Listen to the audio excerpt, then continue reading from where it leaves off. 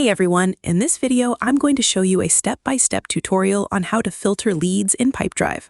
Filtering leads in Pipedrive is one of the most useful ways to organize your sales process, especially when your lead list starts growing.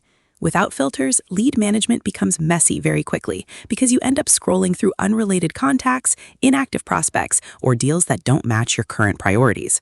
Filters help you narrow everything down based on specific conditions, so you can focus only on the leads that matter at that moment. Lead filtering means narrowing your visible lead list based on specific conditions or rules. Instead of seeing every lead at once, you can display only the ones matching certain criteria. Start by logging into your Pipedrive account.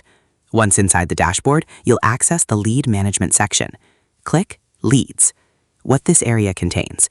The Lead section stores potential customers or opportunities that have not yet fully entered your sales pipeline. Important clarification. Leads are usually earlier stage prospects compared to finalized deals. If no leads exist yet, click the plus button with lead on it. You need lead data before filtering can become useful. Insert the requested details for the lead. Depending on your setup, this may include lead name, contact information, value, currency, organization, notes, owner, expected deal size. Then click Save. Filters rely on stored information. The more structured your lead information is, the more powerful your filtering becomes. Once your leads exist, click on the Filter button. What this does, the filter tool allows you to create custom views showing only leads matching specific conditions. A drop-down menu appears. From there, click Add a new filter. Now configure the filter conditions. Conditions determine which leads qualify to appear. Now configure details such as lead conditions, currency, amount, filter name, and visibility settings. A clear filter name helps you quickly identify its purpose later. Finally, click Save. What happens next? Pipedrive now applies your filter and displays only leads matching the conditions you created. What you just did.